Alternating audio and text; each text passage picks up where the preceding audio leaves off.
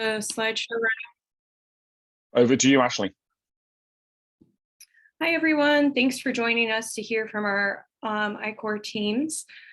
I'd like to start off by introducing myself. I'm Ashley Guernsey. I work at Center ICE as an innovation fellow and also the event that we're a part of, and then I'll introduce the other moderators and panelists.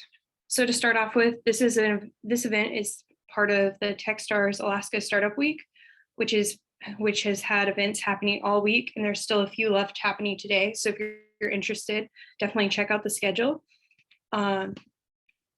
UAF Center ICE stands for Center for Innovation, Commercialization, and Entrepreneurship. It's located at the University of Alaska Fairbanks and is a part of it. Both houses programming to help entrepreneurs and innovators within the university, and has the technology transfer office.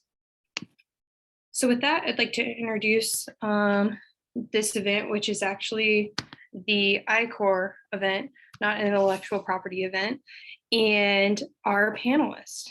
So to start off with, we have London Dunham, and he went through the iCore program as part of the Easy Levitation team, and Kelly Lucas, who is one of the founders of Geologic. And I'll turn it over to both of our panelists to for them to more fully introduce themselves. And we also have Peter Webley, who is the Deputy Director of Center ICE here. So over to you, London. Right. Hello, everyone. My name is London Dunham. I'm the CEO for Easy Levitation LLC. And basically what we are doing right now is we're bringing in a maglev system at the University of Alaska. Our maglev system is unique in that it does the exact same thing that the Japan's maglev system does, but ours just use only permanent magnets, and electromagnetism is not involved at all. So the levitation portion is permanent magnets completely, and the propulsion system is permanent magnets. Both the levitation and the propulsion system is patented. At this present moment, they're being built in the system is being built in the high bay at UAF. So again, this is just something that we're beginning with. So working through Peter Webley, working through the iCore system, it actually gave me a foundation of how to get this out to the public in a way that they might grab hold of it. I had no direction really as to which direction we're gonna take this thing, but iCore gave me a good direction, gave me a good pinpoint in which to start. So again, thank you for the time. Back into your hands, Ashley. Thank you, London. Kelly, would you like to introduce yourself? Yeah. Hi, thank you, Ashley. My name is Kelly Lucas. I'm the founder of Geologic. I'm a 35-year clinical dentist here in Alaska, and we've developed a mandibular and maxillary shape and movement engineering system that will translate to standardized complex dentistry. So at present, you go to your dentist, and if you have something complex to do, you hope you have a very good dentist who has a lot of experience.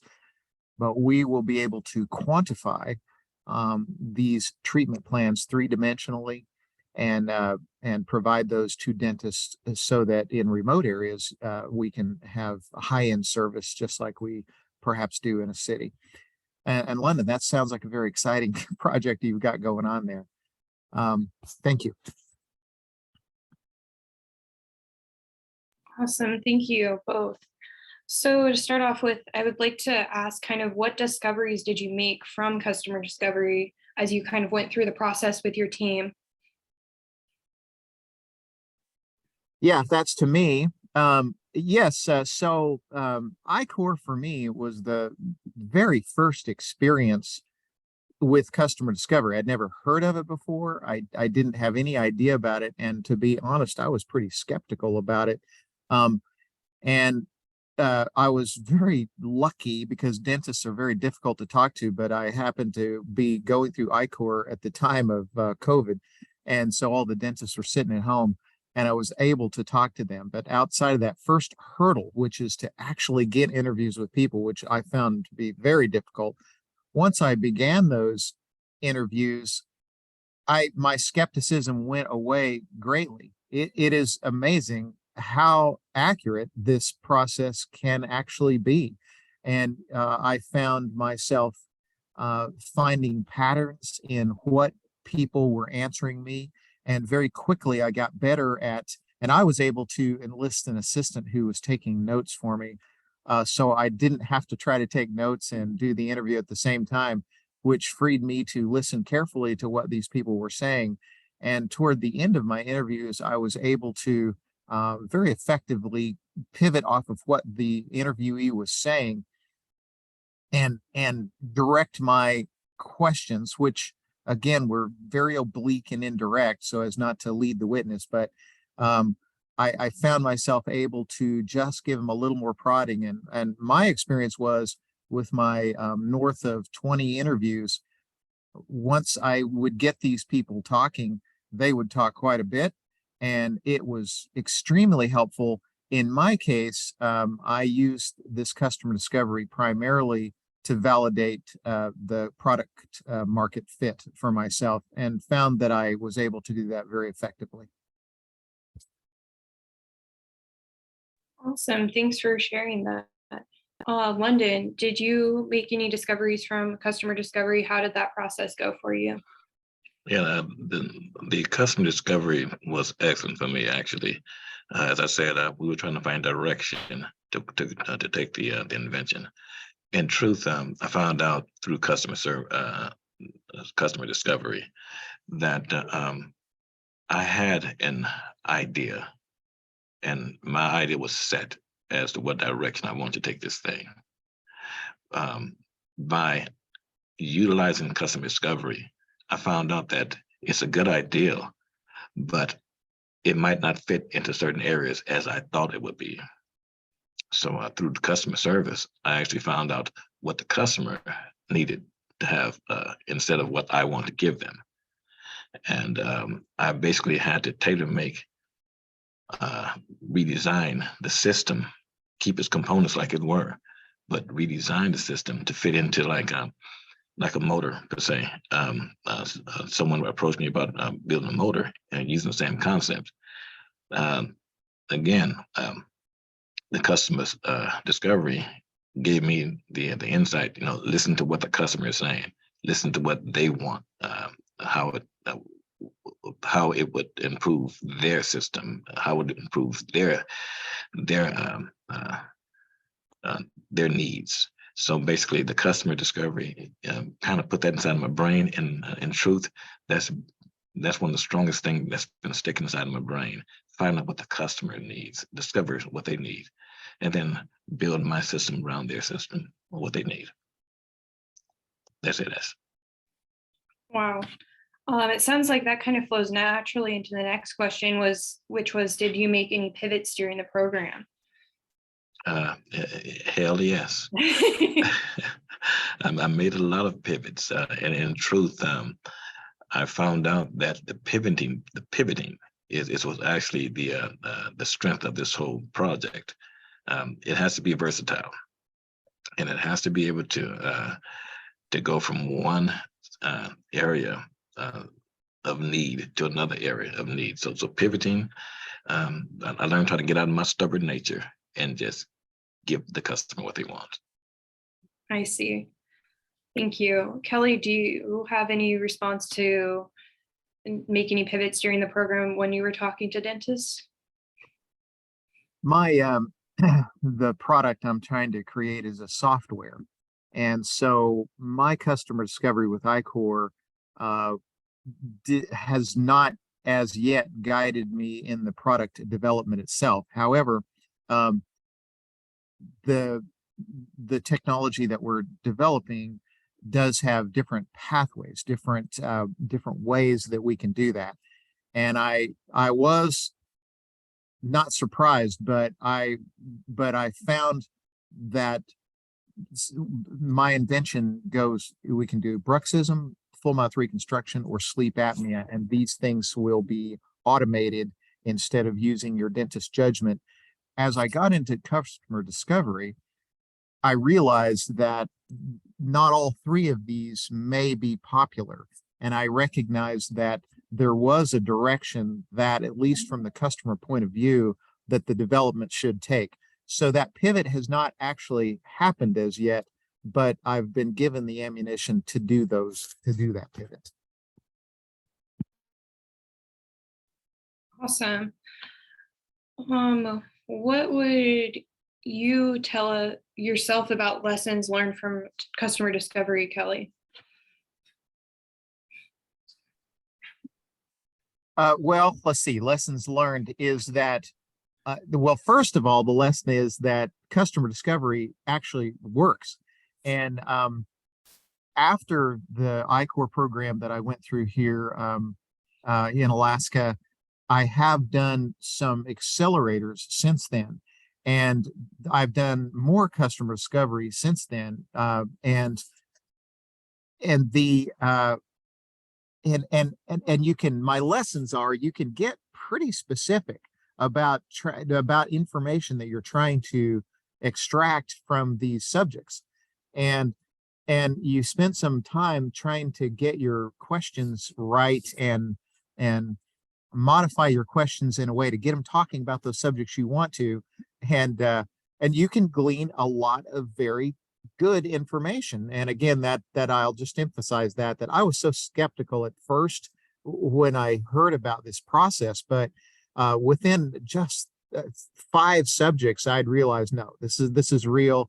And there are patterns here that you see, that you can hear people coming from in their own words. You can discern the interests and the pain that they are facing in the arena that you're asking about. You can hear it.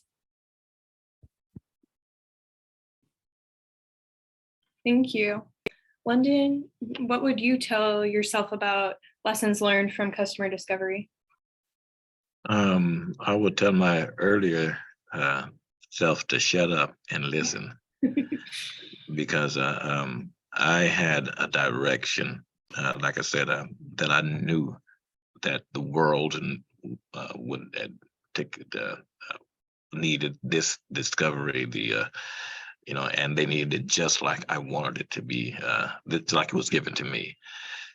And I had to find out that it's best just to listen, because even though you might have a strong direction and you're strong-headed, and I was very strong-headed, I learned that, and I would tell my earlier self, this discovery can go and do more than what you can anticipate, and your little infinite mind can only conceive just certain parts of it. Everyone else has different directions for it, the exact same thing, but they have different objectives for it. So just stay open. Don't be so narrow-minded. Just stay open, because it's more than what than just what my little thoughts can think of. London, it kind of sounds like what you would tell yourself might be similar to what you would tell others about, like, the benefit of customer discovery. Yeah. And that would be the advice I would give to anyone, which is, don't be so close-minded. You have a good idea, you have a great invention, you have a good direction to where you think it can fit, but be open, because it can fit other places. Awesome. Kelly, what would you tell others on the benefits of customer discovery?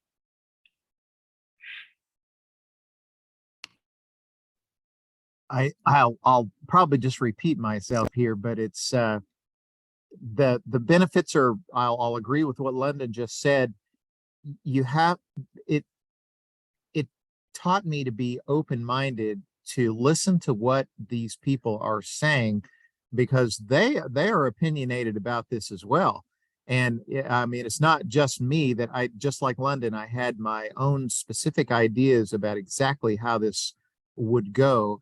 But I've been persuaded otherwise on how both the development and the rollout would be, based on what people are saying, and it is going to be a smoother interface from what people have told me, and this and again, this is not just from the I-Corps in Alaska. That got me started and made me realize the value of it, and I've done quite a bit more since then. So I guess the benefits are that you can take this, once you learn how to, these techniques of this oblique and indirect questioning of people, so that you get an objective answer from them,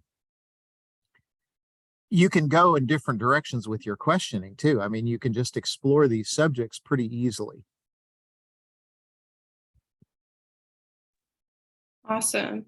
And then I'm going to give it over to Peter because he also has a couple questions as far as the process you both have engaged in.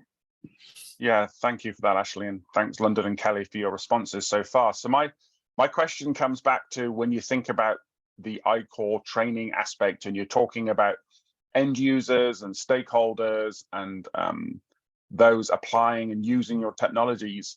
As part of your process, did you find future partners, individuals that you would want to work with, not just as a user or a payer of your system if you developed it, but did you find partners to help you move your idea forwards as part of this process? And if so, how did that come about, and how did you maybe move forward with those connections? I'm thinking, London, with you in terms of the technologies that can be used to benefit yourselves, or Kelly, were there partners that can help your software development or your interaction with the dentists themselves? How did you potentially find partners to help you go beyond your current technology development? So maybe I'll pass that to London first. Well, initially, I had found some of the people that helped me out was Tate from the 3D printing.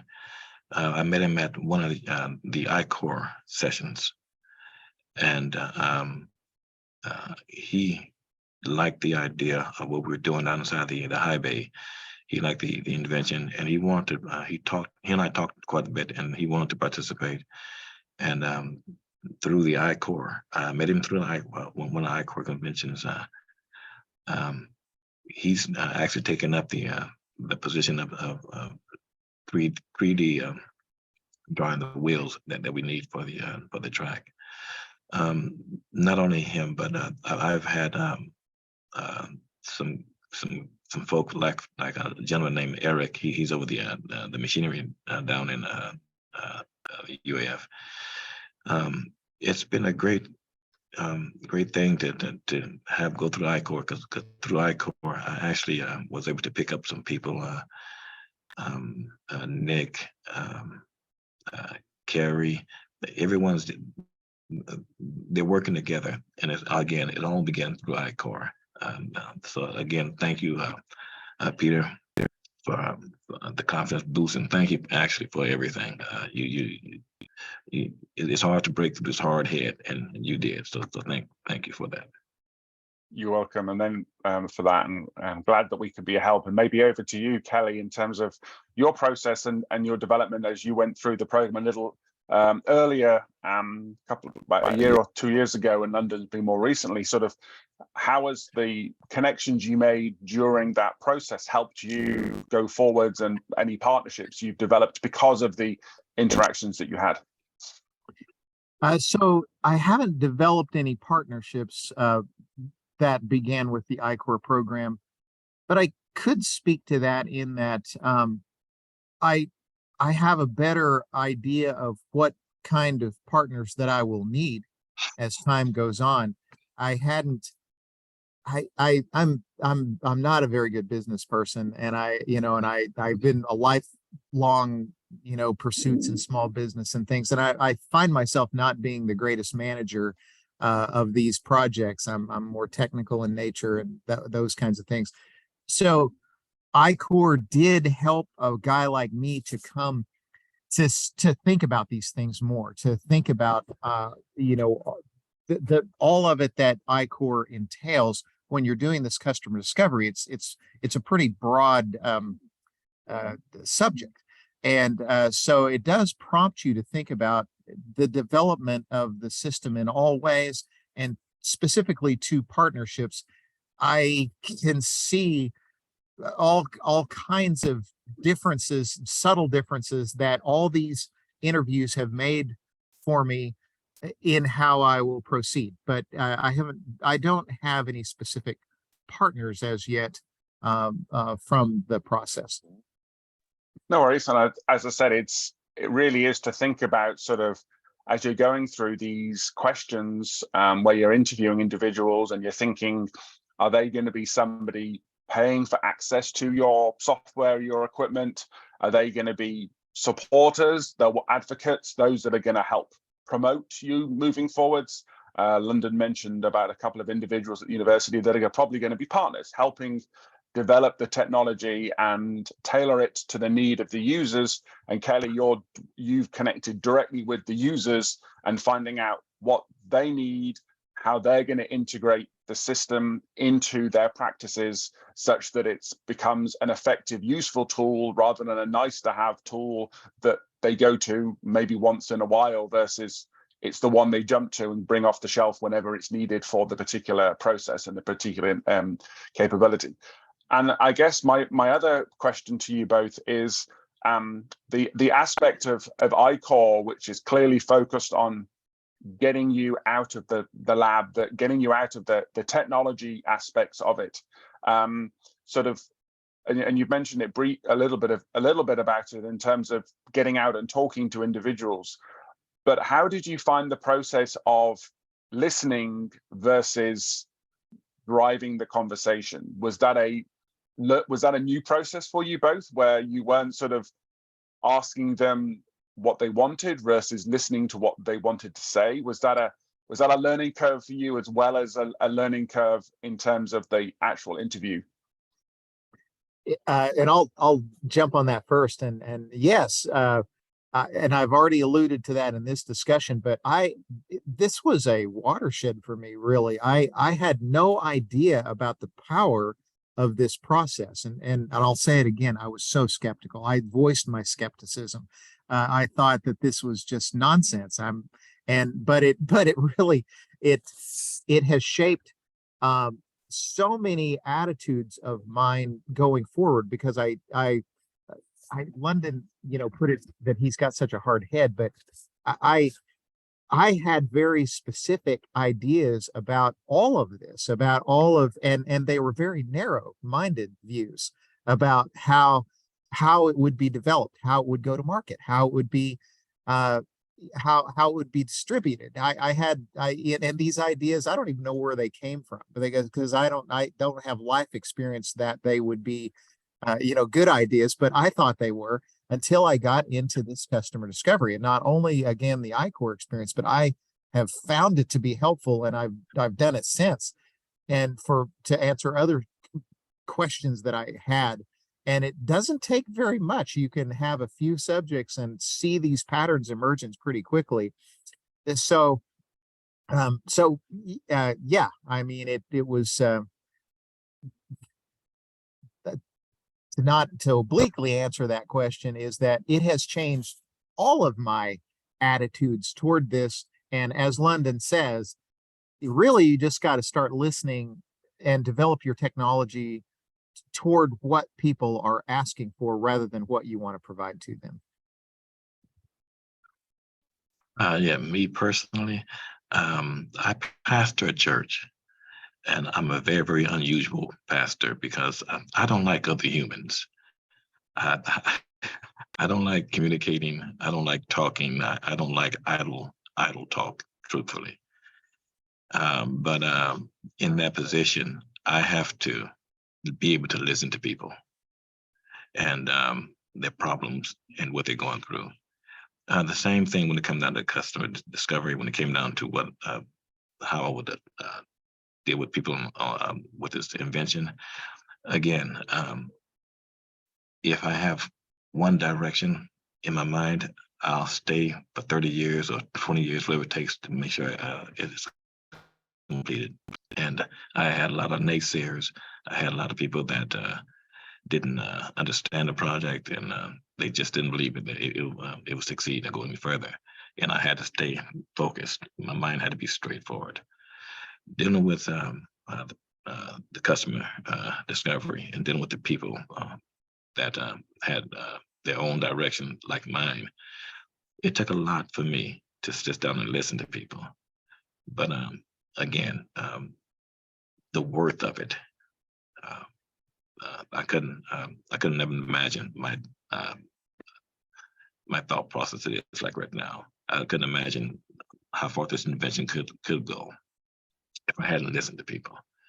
So just communicating with other people, listen to what they have to add to it, and listen to what direction they think it should go. It has been a great asset to me. So again, I appreciate you for what you had taught me. I am very unteachable, but you taught me. Thank you for that.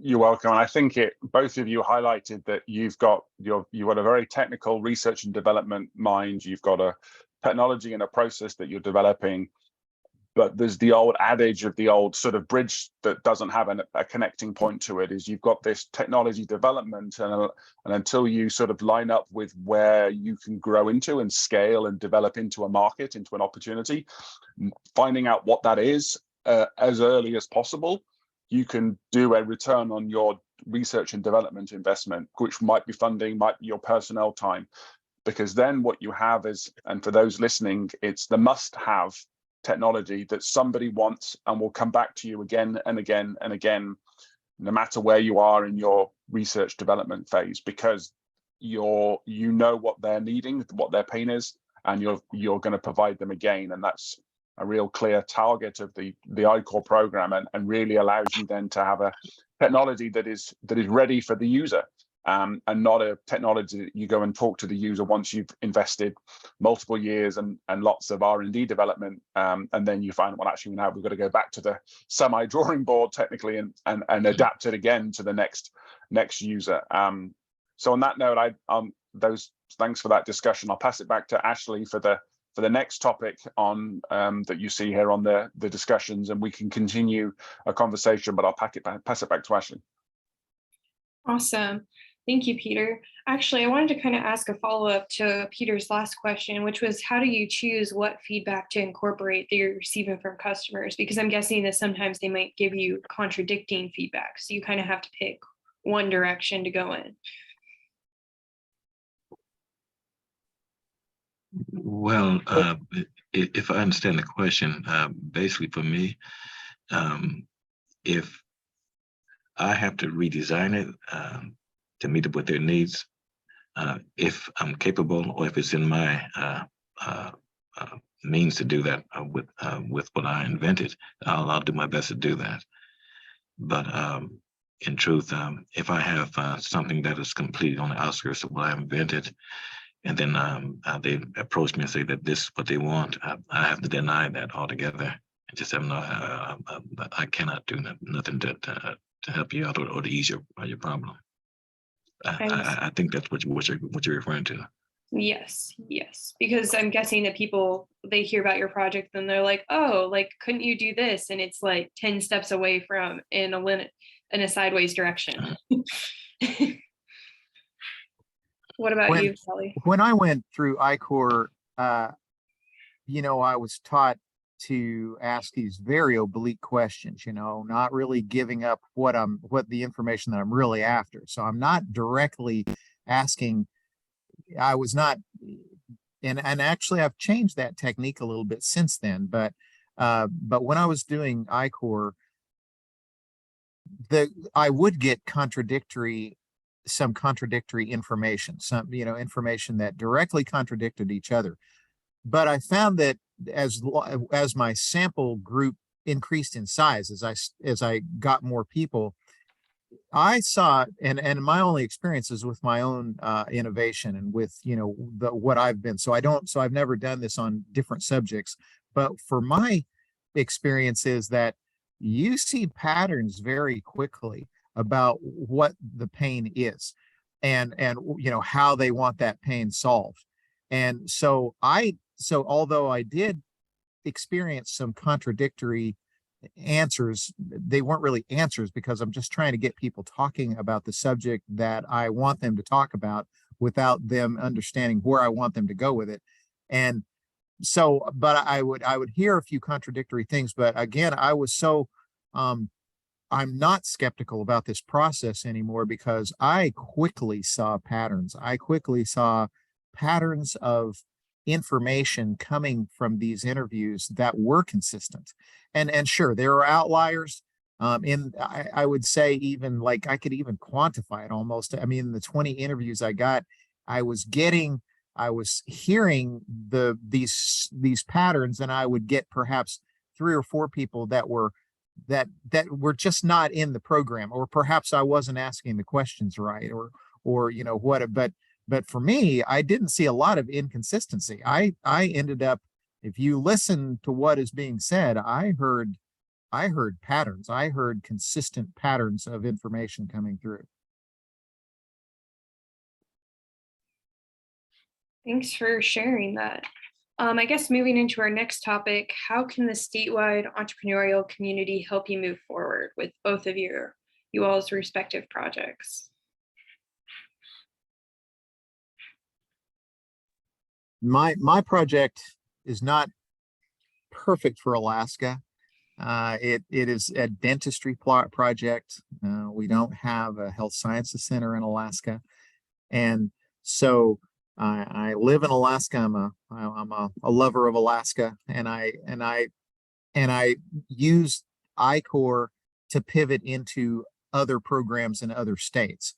And since then, I have not just seen Alaska as my area of operation. I've gotten outside of Alaska, and I've been to 2 accelerators, 2 other programs that you could even call accelerators. And the theme of, and I-Corps got me started understanding that these systems have great value.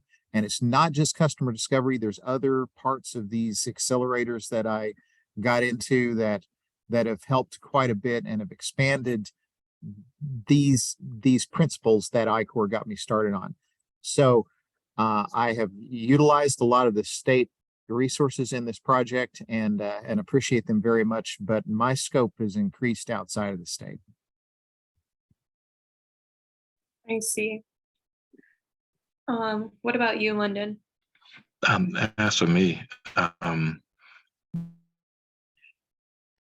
there are other entrepreneurs that might have a need of what I have to offer. I can assist them with.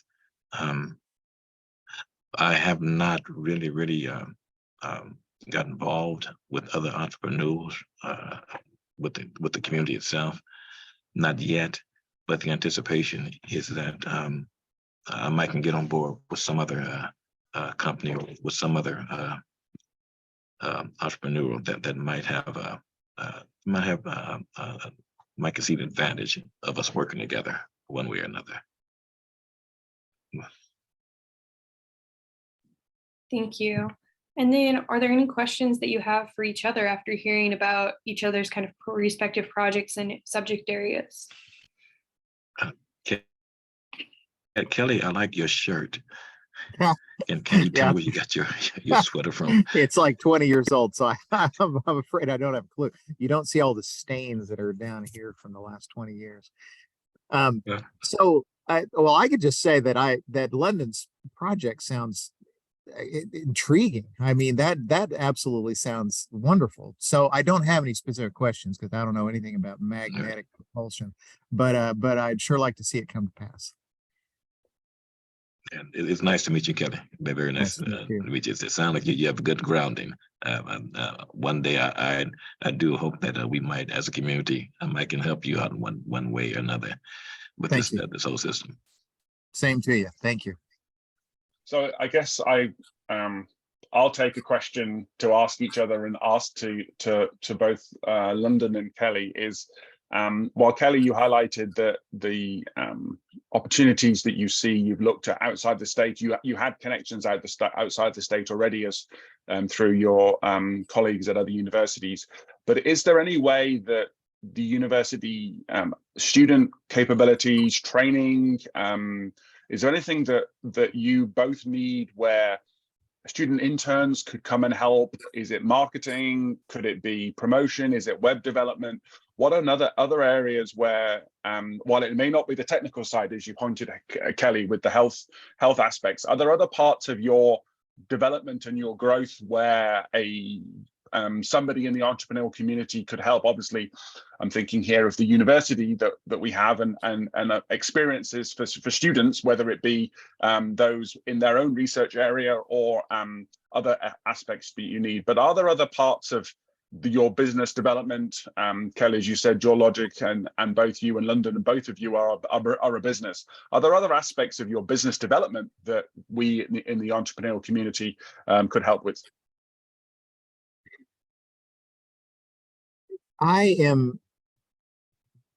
My project is very heavy on the front end, on the development end, and I am appreciating the customer discovery part that is helping me guide me in this development. And my university partner down in the Health Sciences Center university partner in Oklahoma, we are benefiting from that, from the customer discovery.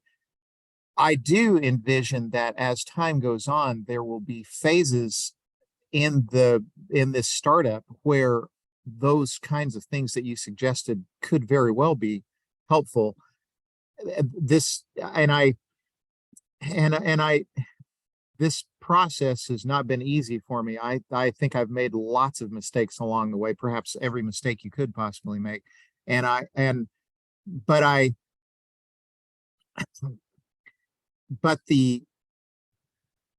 But I'm developing a strategy that I feel like is going to be successful. And yes, I do intend to leverage some of the state resources that you had mentioned and advantages. And lastly, I'll speak directly to what London just said, and that is, I'm looking here in this state and any other state for a partner, for a co-developer. And my weaknesses are management and business. And so I have the program with UAF, with Center ICE. These programs have helped me with understanding where I'm going from this startup point of view, which I had no idea about prior to I-Corps. I had no idea about how these things might be accomplished, and I wasn't even thinking about it. I was thinking development only. And as London has pointed out, I mean, that's definitely not the best way. It's certainly going to be a lot more expensive way, and you might end up hitting a dead end. So I see my architecture of how I plan on putting this together has becoming more and more together as time goes on. And I see these resources that you pointed out, Peter, and I intend to take advantage of them when it's appropriate for me to do so. And then finally, this partner that I'm looking for, and I don't know exactly how that could come together, but I can tell you that I've become, through these processes, through customer discoveries, through all these things that have made it more apparent how the track that I need to go to get there, I've become extremely picky now. I have had people come to me and talk about a collaboration, and I have to be honest in that because of these learning experiences that I've had, I'm very picky about what that entity is going to be that's going to join me on this process. So I see these things available, and I am planning on taking advantage of them, but I hope to do it in a strategic way. as I understand more and more about the startup process. Yeah, and as for me, I'm an old guy, and my mind is not as sharp as it used to be. I have been taking advantage of these young folk at UAF. Like I said, I appreciate Tate for 3D printing, and also there's a metal 3D printing. I'm trying to get them involved as well. For accounting, marketing. Right now, I have a good accountant at the school. Her name is Carrie. She's working on all the account information for the constructing of the track. I actually use facilities down at UAF. They built the track. Both James and Nick participated inside of there. And also Eric down the side of the machine section down here at UAF. So I have been utilizing all of their knowledge, and by putting them together, it actually makes it easier for me. That's all I have to do is just manage them, basically, pretty much just monitor it, make sure everything's okay. But I plan on using. I have to get a marketer, someone that markets. If I'm going to stay focused upon this invention to make sure that this invention does succeed like I really want it to, I have to be able to distribute all the other tasks for as many people that can take it and take advantage of it. But again, all that came through my core.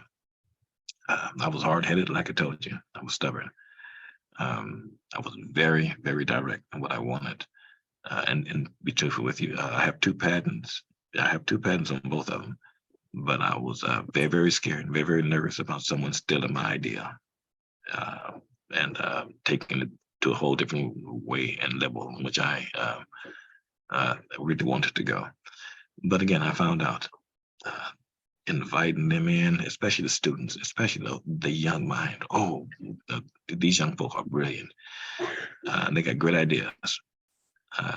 It has been a great asset to me to just bring them all in.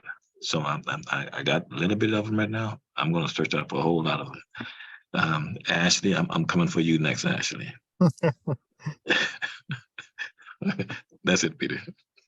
Thanks, Landon, and thanks, Kelly. And before I hand it back to Ashley, I wanted to sort of jump on a couple of comments there. It's all about the journey. And I think, Kelly, you were highlighting that it's about the entrepreneurial journey, and London, you're seeing your journey and knowing when to grab onto those. The next generation is the term I like to use rather than younger. It's helpful to eliminate the age aspects, but it's knowing when to connect into the relevant areas. And Kelly, you highlighted that you've got sort of a strategy and knowing when to say, okay, I'm now at this point. This is what I'm going to connect into. The next step is, okay, we've done this particular stage. Now we've got an opportunity. Oh, we might need somebody in a marketing or a web development, but that's not the focus at the moment because it's not something that is critical for the next development stage. So it's all about the entrepreneurial journey and knowing at what place you are in your journey to know when to connect into the relevant resources, whether it be an in-state capability or an out-of-state capability.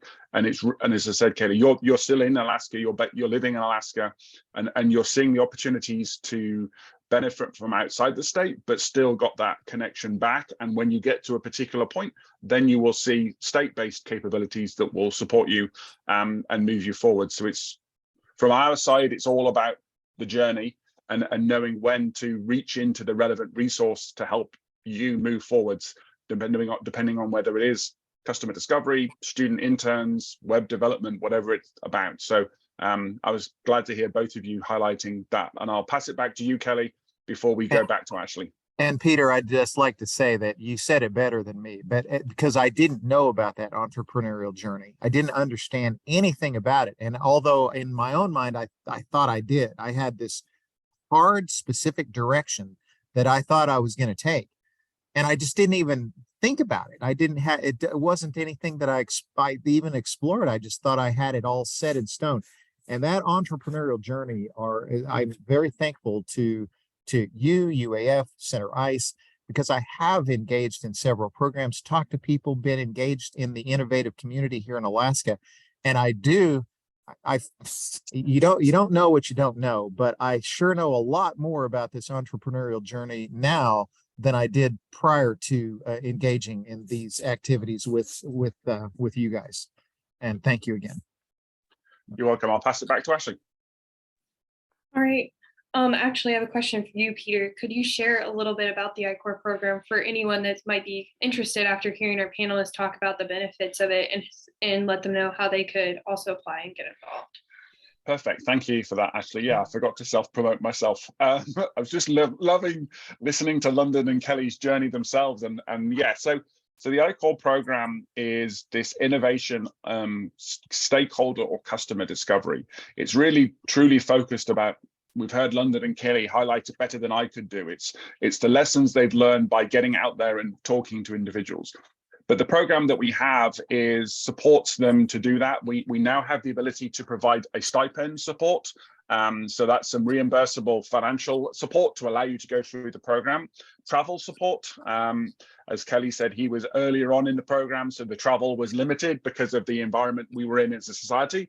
And that's now easing up in terms of available travel. So we have support for teams to go and speak to people in different cities, communities, states that they can't do if they're sitting in their lab or their office or wherever they are based. And it's really the opportunity to understand how to do that process and get out and do it.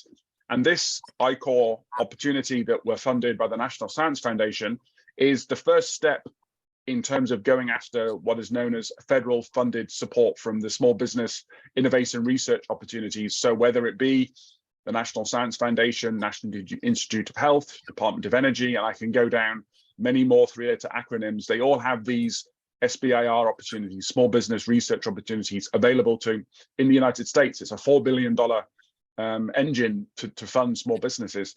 And innovation training, I-Corps, is that first step of showing to the funders you have a market and that your technology you're developing is towards a market, that there's going to be a technology that's got a commercial success. So I-Corps is that first step. Our next cohort will be starting in about mid-February timeframe. So keep in touch through Center ICE, and as we wrap up here today, Ashley will be highlighting how to do that. And then you'll join up with myself and Ashley to be London 2.0 or Kelly 2.0 and be the next entrepreneur that goes through the I-Corps program for whatever your technology is. You could do it as a University of Alaska representative. You saw here with Kelly, you can do it as completely external to the university environment. We have the flexibility to support both.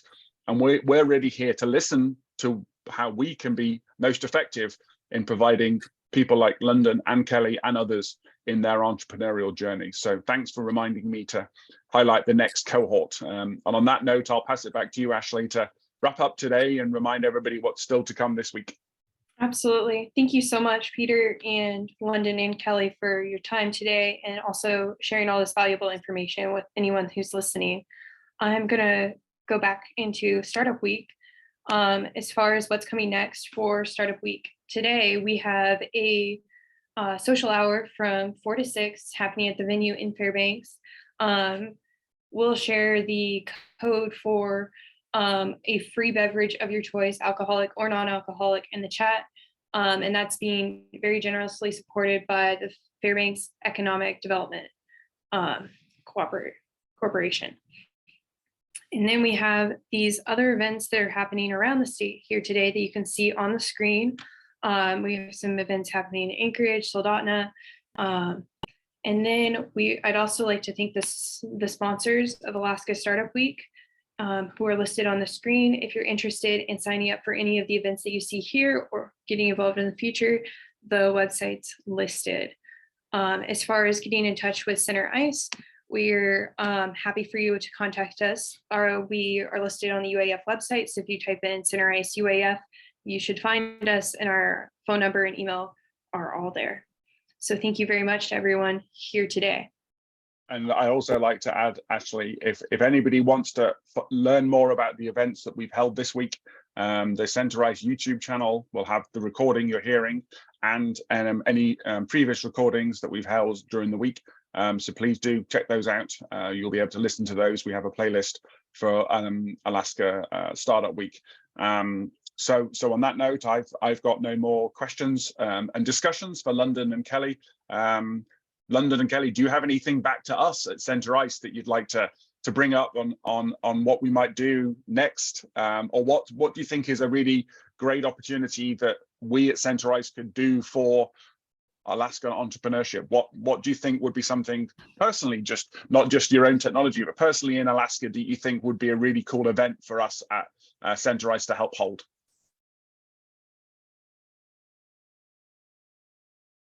Keep doing what you're doing, Peter. I think what you're doing is very fantastic. And if you want to add anything to it, add a barbecue dinner for free for the students, and you'll get a lot of students. I'm going to have to say that I just don't know what I don't know. And I was so ignorant about all of this stuff before entering, this innovative community in Alaska. I didn't know anything. And so I'm afraid I can't, other than a barbecue. That sounds pretty good. London, a barbecue sounds good, but I can't say, because I've learned so much, and I'm happy to, everything that comes through on my emails, I'm reading them because I know now they have value.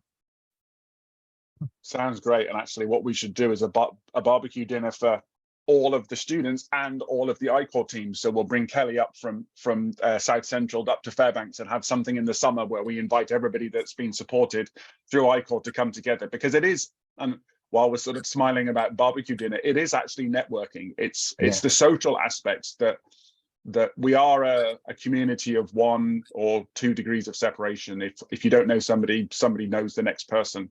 And that's and pearls. Beneficial. There are pearls spread throughout.